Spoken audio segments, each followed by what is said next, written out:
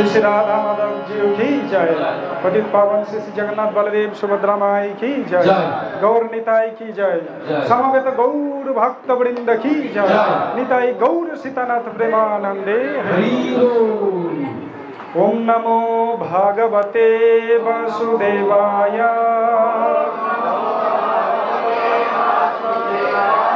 ओम नमो भागवते वासुदेवाय।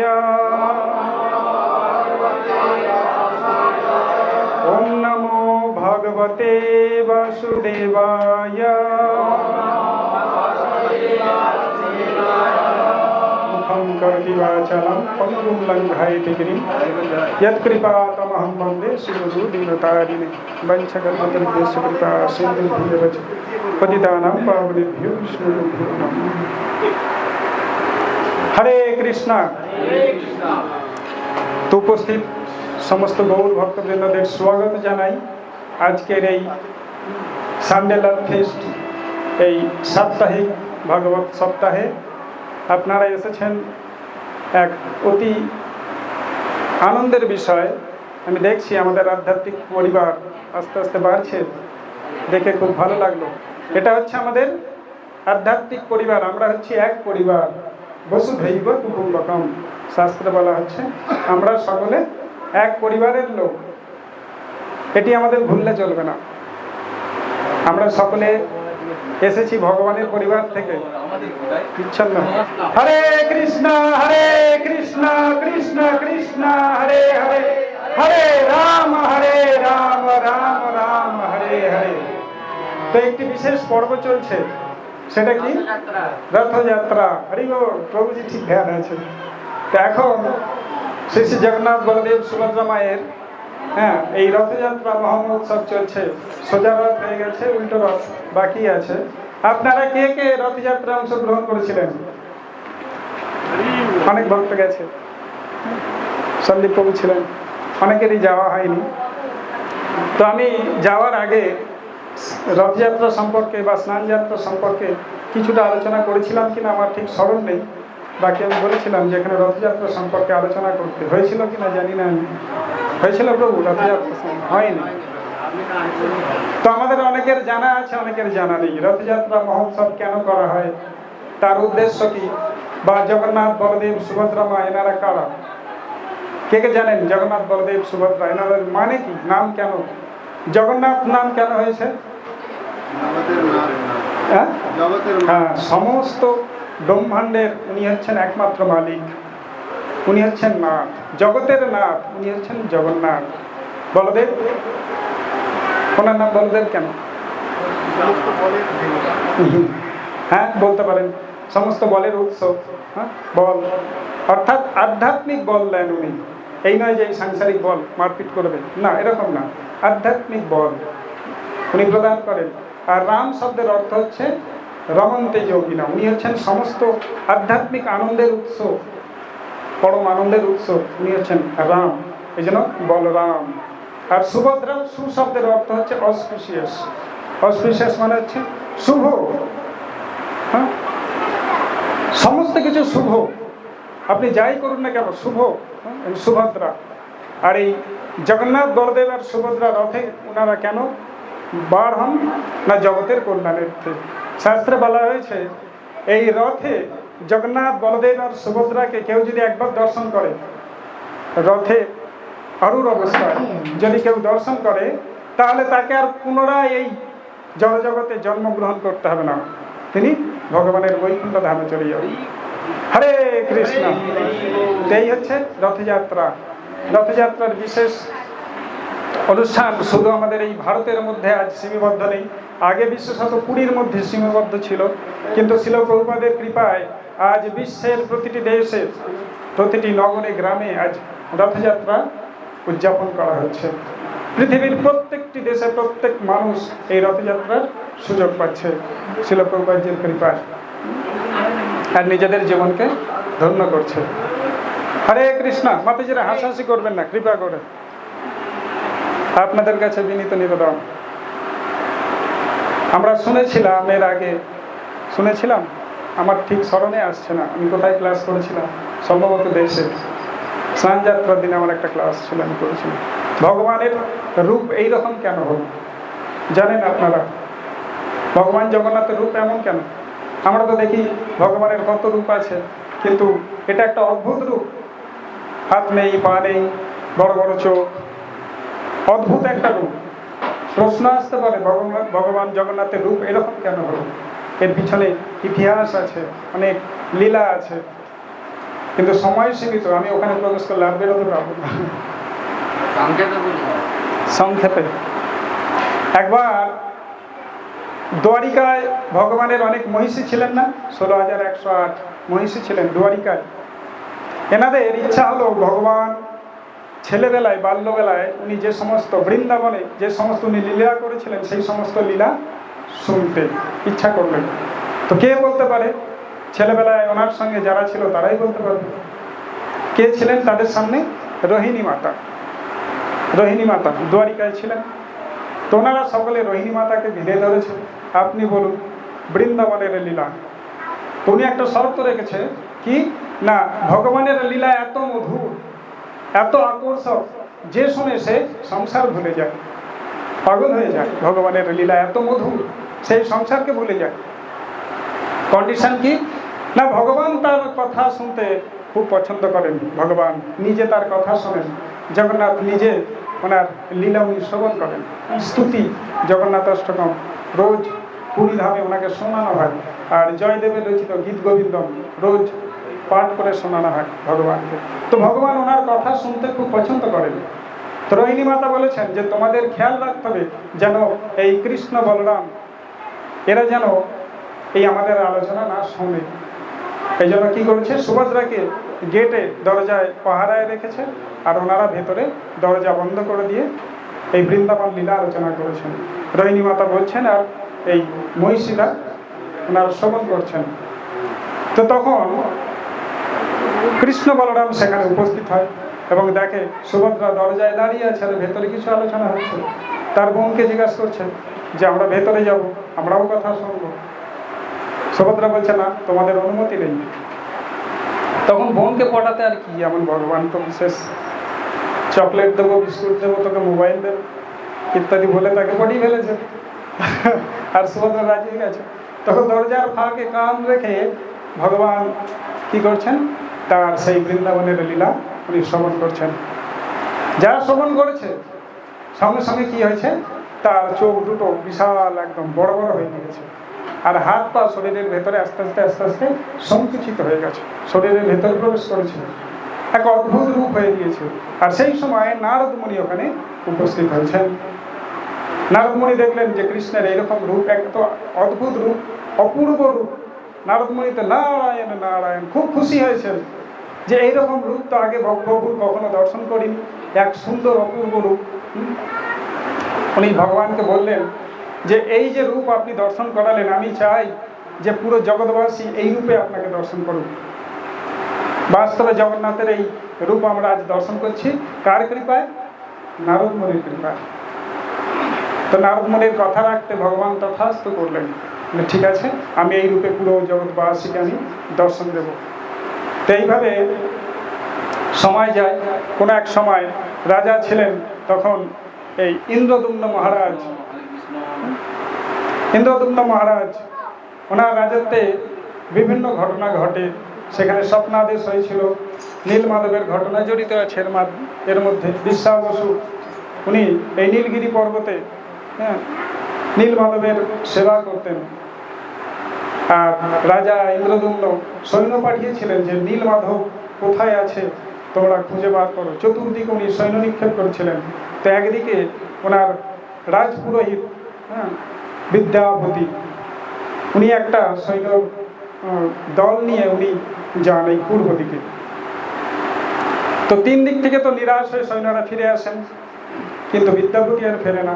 উনি রাস্তার মাঝে সমস্ত সেনাদের হারিয়ে ফেলেছেন। ওনার কাছে একটি ঘোড়া ছিল, পরবর্তী সময়ে সেই ঘোড়াটাও ওনার থেকে সঙ্গ ছাড়া হয়ে যায়। উনি একটি গাছের নিচে বসেছিলেন, আর সেই গাছের কাছে একটি পুকুর ছিল। হ্যাঁ, তো দেখে যে একটি কাক গাছ থেকে সেই পুকুরের জলে পড়লো, আর সেখানেই একদম সঙ্গে সঙ্গে চতুর্ভুজ বিষ্ণু রূপ ধারণ করে বৈকুণ্ঠে রথে চড়ে গমন করল। তখন উনি বুঝলেন যে এই স্থানটা তো কোনো সাধারণ স্থান না, নিশ্চয়ই এখানে কোথাও নীলমাধব আছেন। তো কিছু বালিকারা ওখানে স্নান করতে আসে বা কলসি করে জল নিতে আসে, তাদের জিজ্ঞাসা করে, তারা বলে এই যে মহিলাকে দেখছেন ললিতা, এ হচ্ছে আমাদের সর্দার বিশ্বাবসুর কন্যা। এই ললিতার রূপে উনি মুগ্ধ হন এবং ওনার সঙ্গে বিবাহ করেন। তো দেখে ওনার বাবা বিশ্বাবসু রোজ সন্ধ্যায় বাড়ি থেকে বেরিয়ে যান আর সকালে ফিরে আসেন। যখন ফিরে আসেন ওনার শরীর থেকে এক দিব্য গন্ধ বের হয়। উনি জিজ্ঞাসা করেন, কোথায় যায় তোমার বাবা? বলে নীলমাধবের পূজা করে। তো উনি ওনাদের জামাই ইচ্ছা করেন যে আমিও এই নীলমাধবের দর্শন করতে যাব। ললিতা বলে, না, এই তো মানা আছে বাবা, নিয়ে যাবে না। তো অনেক স্ত্রীর কথা আর ওনার মেয়ে বিশ্বাবসু মেয়ের কথা রাখতে গিয়ে ঠিক আছে রাজি হয়েছে, ওনাকে নিয়ে গেছে। শর্ত ছিল চোখ বন্ধ করে নিয়ে যাবে, রাস্তা দেখাবে না। তো উনি বুদ্ধি করে একটি কাপড়ের পুটলিতে কিছু সর্ষে নিয়েছিল এবং নিচেটা ছেদ করে দিয়েছিল। তো উনি যেখানে গেছেন সেই সর্ষে পড়তে পড়তে গেছে একটা চিহ্ন বেড়ে গেছে এবং উনি সেই ইন্দ্রদুম্ন মহারাজকে খবর পাঠিয়ে দেন, যেখানে নীলমাধবের খোঁজ পেয়েছি, আপনারা আসুন। তো রাজা স্বয়ং সামন্ত নিয়ে সেখানে আসেন। যখন দর্শন করতে যান দেখে নীলমাধব ওখানে নেই। কান্নায় ভেঙে পড়ে আর এ বিশ্বাবসুকে গ্রেপ্তার করে। কিন্তু পরে ভগবান ওনাকে স্বপ্নে আদেশ দেন যে ওনাকে ছেড়ে দাও, ওনার কোনো দোষ নেই, আমি আপনাদের এই জগন্নাথ রূপে দর্শন দেব। তো কি না, সমুদ্রেতে 3টে কাঠ ভেসে আসবে, সেই কাঠকে তোমরা উত্তোলন করে নিয়ে যাবে আর এক মিস্ত্রি যাবে, সেই মিস্ত্রি দিয়ে তোমরা এই জগন্নাথের এই বিগ্রহ বানাবে। তো ঠিক কথা মতো ওনারা সমুদ্রের ধারে যায়, দেখে যে সত্যি 3টে কাঠ ভেসে এসছে, কিন্তু কেউ সেই কাঠকে তুলে নিয়ে আসতে পারছিল না। তখন একদিকে ইন্দ্রদুম্ন মহারাজ আর একদিকে এই বিশ্বাবসু সবলরাজ বিশ্বাবসু দুজনে ধরে সেই কাঠকে উত্তোলন করে নিয়ে আসেন এবং স্বয়ং বিশ্বকর্মা একটি বৃদ্ধের রূপে এসে এই খোদাই করেছিলেন। 21 দিন রাজাকে বলেছিল যে আমি দরজা বন্ধ করে দেবো, 21 দিন আমাকে কেউ যেন বিরক্ত না করে। তিনি ছেনি হাতুড়ি নিয়ে ভিতরে প্রবেশ করেছেন, সেই কাঠ ঠক ঠক ঠক ঠক ঠক ঠক তিনি কাটছেন। 14 দিন পর আর কোনো শব্দ আসে না। রাজা রানী দরজায় কান দিয়ে বাইরে শোনেন, আওয়াজ আসা বন্ধ হয়ে গেছে। রানী রাজাকে বলে, দরজা খোলো, সে বৃদ্ধ ব্যক্তি সে বোধহয় মারা গেছে, কোনো আওয়াজ আসছে না। তো রানীর কথায় রাজা যখন দরজা খুললেন তো দেখেন জগন্নাথ, বলদেব আর সুভদ্রার এই অপূর্ণ মূর্তি সেখানে বসে আছে আর সেই বৃদ্ধ ব্যক্তি সেখানে নেই। রাজা ভাবলে তো মহা অপরাধ হয়ে গেল, জগন্নাথের পুরো মূর্তি তৈরি হয়নি, তার আগে আমি খুলে ফেলেছি, কাঁদছে। তো ভগবান তাকে আবার স্বপ্নে আদেশ দেন যে এটাই আমার পূর্ণ সচ্চিদানন্দময় বিগ্রহ, এই রূপেই আমি দর্শন দিতে এসেছি জগৎবাসীকে, তুমি এই রূপেই আমাকে স্থাপনা করো। তিনি মন্দির স্থাপনা করলেন কোনটা না, গুন্ডিচা। ওনার স্ত্রীর নাম ছিল গুন্ডিচা, ওনার নাম দিয়ে মন্দির স্থাপনা করলেন। এবার সেখানে উনি ব্রহ্মস্তব করবেন, ভগবানকে স্থাপনা করবেন। উনি গিয়েছেন ব্রহ্মলোকে, ব্রহ্মার কাছে। পুরোহিতকে হবে না, স্বয়ং ব্রহ্মাকে ডাকতে গিয়েছেন। তৎক্ষণে তো এখানে সংসারের সময়, আমাদের তো স্বর্গের সময় আর ব্রহ্মলোকের সময়ের সঙ্গে তো আরো অনেক এখানে করোড়ো যুগ কেটে গেছে, অনেক পিড়ি চলে গিয়েছে। তো ওই গলমাধব রাজা উনি ঘোড়ায় চলে যাচ্ছিলেন, ওই সেই ঘোড়ার খুঁড় একটি জায়গায় আটকে যায় এবং পড়ে যায়। তো সেখানে মাটি সরাতে থাকেন উনি। তো দেখেন এই পুরীর মন্দির সেই মাটির নিচে থেকে বেরিয়েছে। এই মন্দির তৈরি করেছিলেন ইন্দ্রদুম্ন মহারাজ। কিন্তু উনি ব্রহ্মলোকে গিয়েছেন, ততক্ষণে এখানে সব অনন্ত পিড়ি ব্যতীত হয়ে গেছে। তো সেই গলমাধব উনি পূজা অর্চনা করছিলেন, সেই মন্দির দেখাশোনা করছিলেন। এরা যখন ফিরে আসে ব্রহ্মলোক থেকে, দেখে এখানে পূজা অর্চনা চলছে। তো সেই গলমাধবকে বলে, এ তো আমার মন্দির। গলমাধব বলে, তুমি কে? তোমাকেই আমি চিনি না।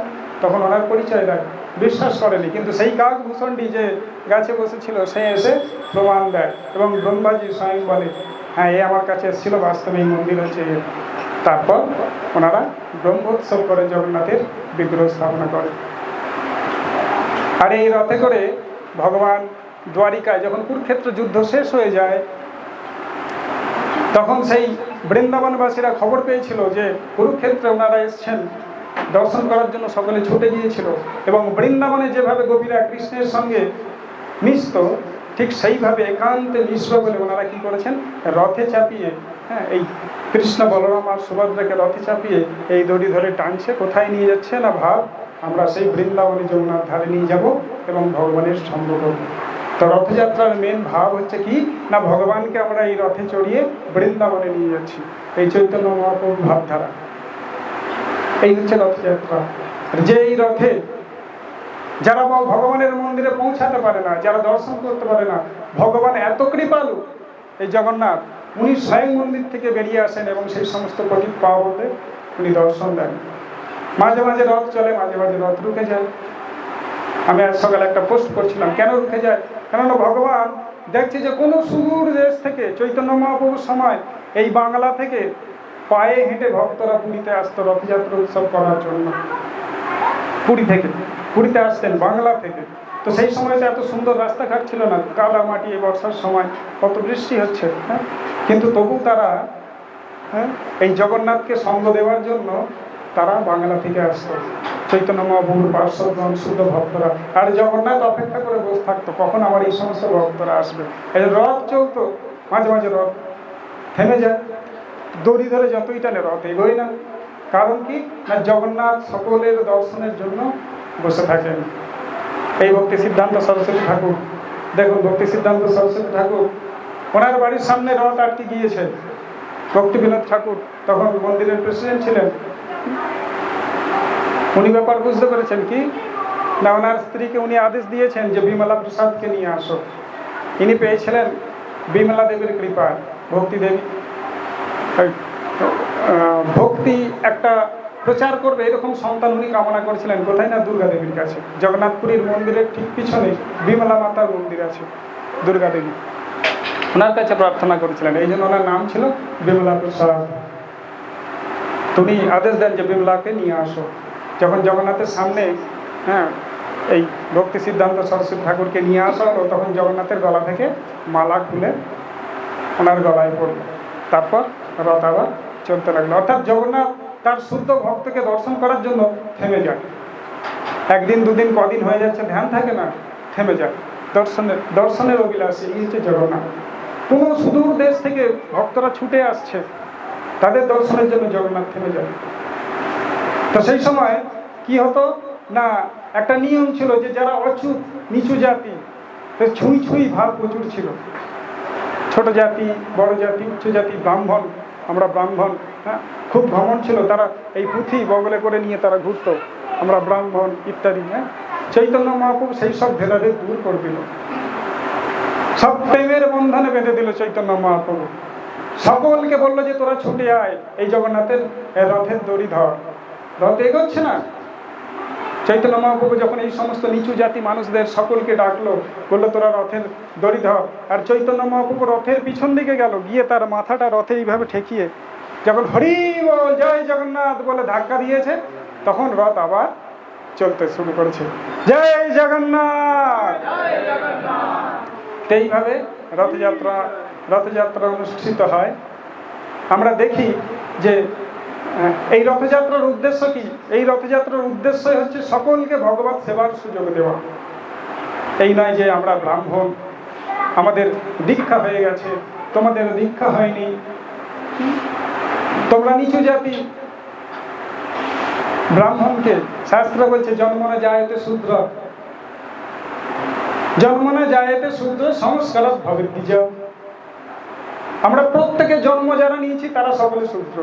আমার কথা না, শাস্ত্রের কথা। আমরা যারা জন্ম নিয়েছি আমরা প্রত্যেকে শূদ্র। সংস্কারাৎ ভবেৎ দ্বিজ, তাকে ব্রাহ্মণে পরিণত করা হয় সংস্কারের মাধ্যমে। বেদ জানা, বেদ পাঠাৎ বিপ্র, যারা বেদ জানে, যারা বেদ পড়ে তাদের বিপ্র বলা হয়। আর ব্রহ্ম জানাতি ব্রাহ্মণ, যারা ব্রহ্মকে জানে তারা হচ্ছে ব্রাহ্মণ। এই শুধুমাত্র 9টা সুতোর ধাগা আমরা পড়ে নিলেই ব্রাহ্মণ হয়। চৈতন্য মহাপ্রভু বলছেন যে তোরা ছুটে আয়। আমরা দেখি শ্রীমদ্ ভাগবতমে গজেন্দ্র, তার গলায় কটা পৈতে ছিল? গজেন্দ্র সে কার থেকে ব্রাহ্মণ দীক্ষা নিয়েছিল বা কার থেকে দীক্ষা নিয়েছিল?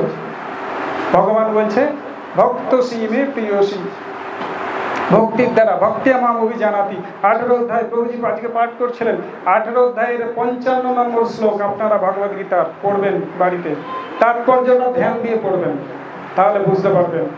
18 অধ্যায়ের 55 নম্বর শ্লোক।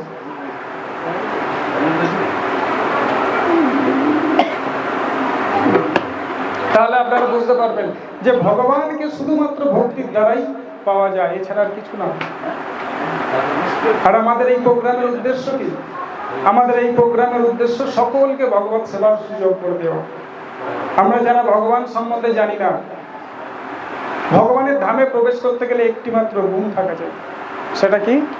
সেটা হচ্ছে ভক্তি। আর এই ভক্তি কি করে পাবেন? কোনো বাজারে কিনতে পাওয়া যায়? কোনো মার্কেটে কিনতে পাওয়া যায় ভক্তি? প্রভু বলুন মাতাজি, ভক্তি কি করে পাবেন বলুন আপনারা? ভক্তি কে দেবে আপনাকে? আমরা এখানে কেন এসেছি? নাটক করতে? আমরা এসেছি ভগবানের প্রতি ভক্তি লাভ করতে। ভক্তি কি করে পাওয়া যাবে?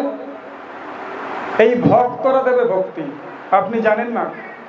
এই মাতাজি বসে আছে, মাতাজির এখনো দীক্ষা হয়নি। আমি খুব ভালো গান গাইতে পারি, আমি খুব ভালো বাজাতে পারি, কিন্তু কে জানে ভগবান আমার দিকে ঘুরে। আর সেই মন্দিরেতে ভক্তদের মধ্যে কোন সম্বন্ধ ভালো ছিল না, তারা রোজের ঝগড়া চলতো মন্দিরে।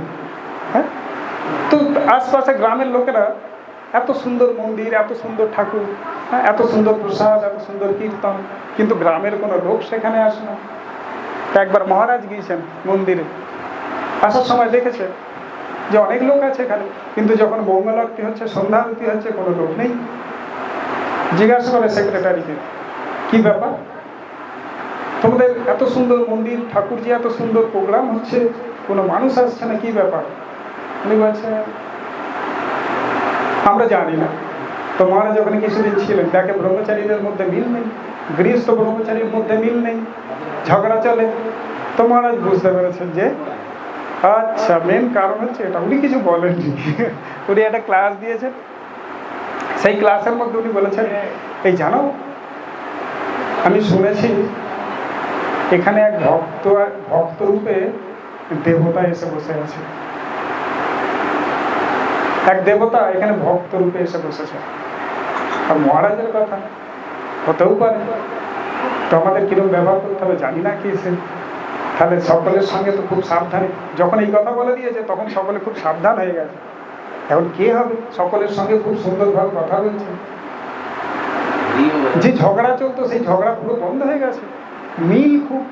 তো কিছুদিন যাওয়ার পর গ্রামবাসীরা এরকম দেখছে, বলে বাবা মন্দিরে কি হলো, কিন্তু এত মিল, এত সুন্দর এদের অনুষ্ঠান প্রোগ্রাম দেখে তখন আস্তে আস্তে কি করলো, সব গ্রামবাসীরা আসতে লাগলো। তারপর মন্দিরের রূপই বদলে গেল। ভগবান আছে, ভক্তরা না এলে, পাবলিক না এলে তো কি মন্দিরের সাজ, কিছুই না, যতই ফুল দিয়ে সাজাবো। আর ভগবান সেখানে থাকবে না। যেখানে পাণ্ডবদের সঙ্গে ভগবান কেন ছিলেন, একই কারণ, সেটা কি না, তারা এক আত্মা ছিল। শরীর 5টা ছিল, কিন্তু তারা এক আত্মা ছিল। দাদা যা বলতো তারা সবাই পালন করত। হ্যাঁ, তো তারপর থেকে মন্দিরে প্রচুর ভিড় হতে লাগবে। আমাদের উদ্দেশ্য কি, এখানে প্রোগ্রামে আমরা সকলে এক পরিবার যুক্ত। তো আমরা জানি না কোন ভক্ত কি, আমরা দেখি প্রভু দেখতে কালো, এই প্রভু নাগ মাখা, এই প্রভু ভালো গাইতে পারে না। ঠিক আছে ভাই, আমরা এখানে আমাদের এই আমি কতটা জানি সেটা দেখাতে আসিনি। কে জানে ভগবান ওনাকে খুব বেশি ভালোবাসে, কি প্রভু, তাই তো? আমরা জানি না যে ভগবান কাকে বেশি পছন্দ করে। ওনার জন্য টিকিট বুক হয়ে গেছে, আর আমার জন্য কিছুই নাই, কে জানে। তো ভক্তি কে দেবে? ভগবান বলছে কেবল ভক্তির দ্বারাই আমাকে লাভ করতে পারবে, আর অন্য কোনো উপায় নয়। এই প্রহ্লাদ মহারাজ, তার জন্ম হয়েছিল কোথায়? 7ম স্কন্ধ। যদি থাকে আপনারা পড়বেন, 9 অধ্যায়ের 9 নম্বর শ্লোক, সেখানে পড়বেন, দেখবেন প্রহ্লাদ মহারাজের জন্ম হয়েছে অসুর কুলে। সে তো অসুর কুলে জন্ম, কিন্তু ভগবানের খুব প্রিয় ভক্ত। তার জন্য স্বয়ং ভগবান এই স্তম্ভ ভেঙে প্রকট হয়ে গেলেন। তো আমরা দেখি ভক্তদের সেখানে কে বসে আছে আমরা জানি না, তাদের সঙ্গে ব্যবহার খুব সুন্দর হতে হবে আমাদের। আর এই ভক্তি কে দেবে? সেই ভক্তরাই দেবে যার কাছে ভক্তি আছে। এখানে এই সপ্তম দেখুন, আমি আপনাদেরকে অনুবাদটা করে শোনাচ্ছি। প্রহ্লাদ মহারাজ বললেন, আমি মনে করি যে ধন সম্পদ মানে সকলেই বোঝেন, সম্ভ্রান্ত পরিবারে জন্ম। সম্ভ্রান্ত পরিবার মানে কি? কোনো উচ্চ ব্রাহ্মণ কুলে জন্ম।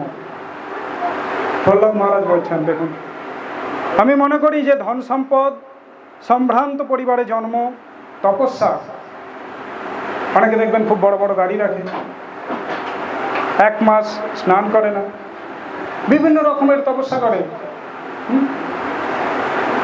পাণ্ডিত্য, সারাক্ষণ পুঁথি বগলে নিয়ে ঘোরে, আর সংস্কৃত শব্দ, সে ঘুমায় নাক ডাকে সংস্কৃতে, যখন নাক ডাকে তখন সংস্কৃত শব্দ বেরোয় তার মুখ দিয়ে। এইরকম পণ্ডিত পাবেন আপনি আছে। সংস্কৃতের প্রতি খুব আসক্তি, শাস্ত্র একদম পুরো সব ঘেটে ফেলেছে। সে যখন ঘুমায় তখন নাক দিয়েও তার সংস্কৃত বেরোয়, একে বলে পাণ্ডিত্য।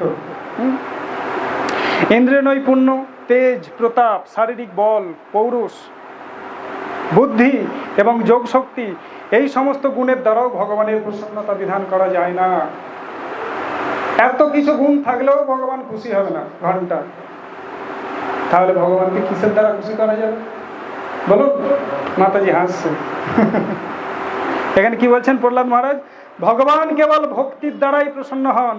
এই সমস্ত গুণে গুণান্বিত না হলেও গজেন্দ্র কেবল ভক্তির দ্বারাই ভগবানের প্রসন্নতা বিধান করেছিলেন। গজেন্দ্র কে ছিল? গজেন্দ্র একটি হাতি ছিল। হাতি তার পুরো পরিবার নিয়ে সরোবরে স্নান করছিল, আর সেখানে একটা গ্রাহা অর্থাৎ কুমির ছিল। সেই কুমির এসে সেই গজেন্দ্রের পা কামড়ে ধরেছে এবং সমস্ত পরিবার তাকে চেষ্টা করছে জল থেকে বেরোবার। 1000 বছর তাদের মধ্যে সংঘর্ষ হয়েছিল। তো উপায় না দেখতে পেয়ে সমস্ত পরিবার তাকে ছেড়ে দিয়ে চলে গেল গজেন্দ্রকে। গজেন্দ্র দেখলো, বেকার, আমি যাদের জন্য পুরো জীবন দিয়েছি, গাধার মতো পরিশ্রম করেছি, আজ যখন আমার সব থেকে বেশি দরকার তাদেরকে, সেই সময় আমাকে তারা ত্যাগ করে চলে গেল। বেকার এই দুনিয়া সংসার, এর থেকে আমি বরং ভক্তি করলে আজকে আমার বৈকুণ্ঠ ধাম প্রাপ্তি হয়ে যাবে। তখন কোনো উপায় দেখতে না পেয়ে সেই পাশে পদ্ম ফুল সে ছুঁড়ে করে তুলে ইদম গোবিন্দা ইদম নমঃ বলে গোবিন্দকে অর্পণ করলো। তৎক্ষণাৎ ভগবান বিষ্ণু গরুরের পিঠে চলে এসে সুদর্শন চক্র দিয়ে সেই গ্রাহার মুস্তাকুনি ছেদন করলেন আর বৈকুণ্ঠ গমন করলেন। কিন্তু দেখলো যে গজেন্দ্রর আগে সেই গ্রাহা একটি রথে চড়ে বৈকুণ্ঠে চলে গেল। এখন প্রশ্ন হতে পারে, কারণ কি? কারণ হচ্ছে কি না, সে ভক্তের চরণকে ধরেছিল। এই জন্য যে ভগবান বলছেন, যে বলে কেউ আমার ভক্ত, ভগবান বলছে সে আমার ভক্ত নয়। ভগবান বলছে যে আমার ভক্তের ভক্ত সে আমার প্রিয় ভক্ত। এই জন্য গজেন্দ্রর আগে গ্রাহা বৈকুণ্ঠে চলে গেল। কেন না, সে গজেন্দ্রের পা ধরেছিল, চরণ ধরেছিল। চৈতন্য মহাপ্রভু বলছে, নাহম বৃক্ষ নরপতি না বৈশ্য না শূদ্রৈ নাহম বর্ণেই না গৃহপতি না বাণস্তয়তির্বা কিন্তু প্রদ্য অখিল পরমানন্দ পূর্ণ মৃতাব্ধে গোপী ভর্তর পদকমলের দাস দাসানুদাস। চৈতন্য মহাপ্রভু বলছে, আমি ভগবানের ভক্ত নই, আমি বৈশ্য নই, আমি শূদ্র নই, আমি ক্ষত্রিয় নই, আমি ব্রাহ্মণ নই, আমি গৃহস্থ নই, আমি সন্ন্যাসী নই। তাহলে আমি কি? আমি হচ্ছি গোপী ভর্তর পদকমলের দাস দাস দাস দাস 100 টাইম অনুদাস। এই হচ্ছে ভক্তের গুণ। শ্রীনাদপি সুনিচেন তরোরিব সহিষ্ণুনা অমানীনা মানদেনা কীর্তনীয় সদা হরি। আর সেই ব্যক্তি যে নিজেকে তৃণ অপেক্ষা অর্থাৎ ঘাসের থেকেও দুর্বল মনে করে এবং বৃক্ষের মতো সহিষ্ণু সহ্য শক্তি যার আছে এবং যে সকলকে মান দেয় কিন্তু নিজে কখনো সম্মান আশা করে না, যে আমায় মালা দেবে, আমার জয় জয়কার করবে, সে সকলকে মান দেয় কিন্তু নিজে কখনো সম্মান আশা করে না, এই রকম ব্যক্তি হরিনামের অধিকারী। সে হরিনাম নিতে পারে। আমরা যতই এখানে দেখাবলি করি না কেন, হরিনাম আমরা নিতে পারবো না যতক্ষণ না আমরা এই ভক্তদের সম্মান করতে পারবো। এই ভক্তদের পদধূলি আমরা যতক্ষণ না নিজেদের মাথায় নিয়ে নিজেদেরকে অভিষিক্ত করতে পারবো, ততক্ষণ আমরা ভক্তির ভয়েতেও পৌঁছাতে পারবো না। এই জন্য প্রত্যেকের উচিত খুব সাবধানতার সঙ্গে এখানে আসা এবং এক একটি ভক্তের সঙ্গে খুব সাবধানতার সঙ্গে সঙ্গ করা। আমরা জানি না এখানে কারা বসে আছে, কার হৃদয়ে কতটা ভক্তি আছে আমরা জানি না। এই জন্য ভক্তি আমাদেরকে লাভ করতে গেলে ভক্তের সেবা করতে হবে। আর আমরা যদি ভক্তদের কৃপা পেয়ে যাই, ভগবান আপনার সামনে আসবে। তার বেশি সময় নেব না, এখানেই আজকে আমি রাখছি। বলার তো অনেক ছিল, অনেক পয়েন্ট আমি লিখে দিয়েছিলাম আপনাদের মাঝে শেয়ার করবো বলে, কিন্তু সময় সীমিত। দুই একটি প্রশ্ন যদি কারো থাকে করতে পারেন। কারোর মনে যদি কোনো আঘাত লেগে থাকে ক্ষমা করবেন, আমি কাউকে কষ্ট দিতে চাইনি। আমি যেটা শাস্ত্রের সিদ্ধান্ত, সেই সিদ্ধান্ত আপনাদের সামনে উপস্থাপন করেছি। আর শাস্ত্রের সিদ্ধান্ত যদি আপনারা না জানেন, আপনাদের অজানাই থেকে যাবে। হরে কৃষ্ণ। শিল প্রভুপাদ কি জয়। যদি কারোর কোনো প্রশ্ন থাকে করতে পারেন, দু একটা নিতে পারেন।